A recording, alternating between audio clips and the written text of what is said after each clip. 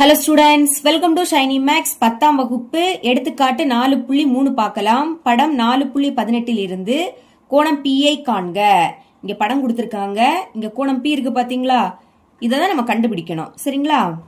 நமக்கு இங்க எல்லா பக்கங்களோட அளவுமே கொடுத்திருக்காங்க. இப்படி கொடுக்கும்போது கம்பேர் பண்ணி நீங்க பார்க்கணும். சரிங்களா?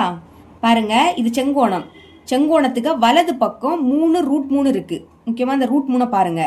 இங்க ஆர் செங்கோணம், இதோட இடது பக்கத்துல √3 இருக்கு. இதை நான் இப்போ வலது பக்கம் கொண்டு வரணும். ஏன்னா இங்க வலது பக்கத்துல இருக்கு, அதனால இதையும் நான் வலது பக்கத்துல கொண்டு வரணும். அப்படி மாத்திக்கிட்டு இந்த சம்ம சால்வ் பண்ணாதான் உங்களுக்கு ஈஸியா இருக்கும்.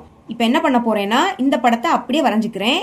இந்த படத்துல சின்னதா ஒரு சேஞ்ச் பண்ண போறேன். என்னன்னா இந்த P இந்த சைடு வரும், அப்பதான் இது இந்த பக்கம் வரும். ஓகேங்களா? Q இந்த சைடு கொண்டு வந்துடலாம். பாருங்க,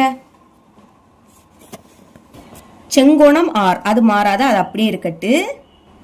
Q இந்த சைடு வந்துரும், P இந்த சைடு எழுதிக்கணும். இப்ப அளவை பாருங்க.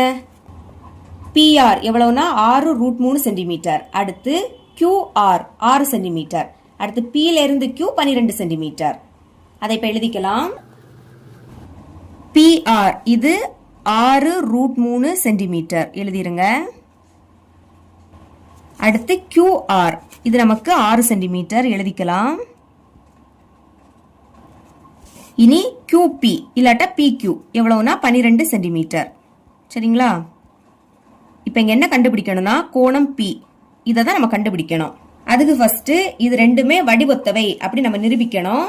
முக்கோணத்தோட நியமம் முதல் எழுதிக்கலாம். படத்தில் இருந்து முதல் இந்த முக்கோணம் ABC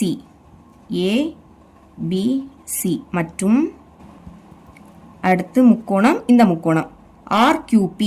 இதை ABC அப்படி எழுதணும். அதே மாதிரி இதையும் RQP இப்படிதான் எழுதிக்கலாம். RQP இல் இங்க நமக்கு எல்லா பக்கங்களோட அளவுமே கொடுத்திருக்காங்க. அப்போ 3 ஒத்த பக்கங்களோட விகிதம் சமமா வந்துன்னா வடிவொத்தவை அப்படி நம்ம சொல்லிடலாம். முதல் இதை ரெண்டையும் எடுத்துக்கணும். ஃபர்ஸ்ட் உள்ள 2 AB பைக்கு கீழே இங்குள்ள ஃபர்ஸ்ட் 2 RQ சமம். அடுத்து லாஸ்ட் உள்ள 2 BC பைக்கு கீழே இங்குள்ள லாஸ்ட் 2 QP சமம்.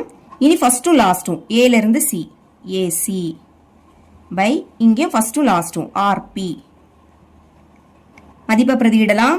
AB இதோட மதிப்பு என்னது 3 சென்டிமீட்டர், 3 எழுதிருங்க. பை இனி RQ இது 6 சென்டிமீட்டர், 6 எழுதிக்கலாம். சமம் BC எவ்வளவுனா 6 சென்டிமீட்டர், அப்ப 6 பை QP Q ல இருந்து P எவ்வளவுனா 12 சென்டிமீட்டர், 12 அப்படின்னு எழுதிக்கலாம். சமம் AC எவ்வளவுனா 3√3 இன்டு √3 பை இனி RP R ல இருந்து P இது 6√3 சென்டிமீட்டர், 6√3. பாருங்க, இது ரெண்டு 3ஆம் வாய்ப்பாடு கேன்சல் ஆகும். 1 3 3 ஈர் 3 6. இதுக்கு மேல கேன்சல் பண்ண முடியாது. மேல பாக்கி 1 இருக்கு, கீழே 2 இருக்கு. சமம். இது 6ஆம் வாய்ப்பாடு கேன்சல் ஆகும். 1 6 6 ஈர் 6 12. இப்ப மேல பாக்கி 1 இருக்கு, கீழே 2 இருக்கு. சமம். இங்க கேன்சல் பண்ணலாமா? √3 கேன்சல் ஆயிடும். அடுத்து இது 3ஆம் வாய்ப்பாடு கேன்சல் ஆகும். 1 3 3 ஈர் 3 6. மேல பாக்கி 1 இருக்கு, கீழே 2 இருக்கு. பாருங்க, 3 மதிப்புமே சமமா வந்திருக்கு. அப்ப therefore இது அப்படியே எடுத்து எழுதிருங்க. AB பை RQ சமம் BC பை QP சமம் AC பை RP. 3 மதிப்புமே சமமா வந்தனால இது வடிவொத்தவை தான். அப்ப therefore முக்கோணம் ABC எழுதிருங்க. முக்கோணம் ABC வடிவொத்தவை அப்படின்னா இந்த சிம்பல் போடணும். அடுத்து முக்கோணம் RQP, முக்கோணம் RQP எந்த விதிமுறைப்படினா 3 பக்கங்களோட விகிதம் சமமா வந்து, அப்போ 3 வாட்டி S எழுதிக்கணும். Sனா சைடு. சரிங்களா? விதிமுறைப்படி.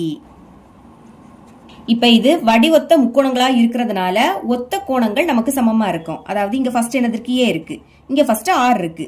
அப்ப AR இந்த 2 கோணமும் சமமா இருக்கும். பாருங்க, A கோணம் செங்கோணம், அதே மாதிரி R கோணமும் என்னது செங்கோணம் தான்.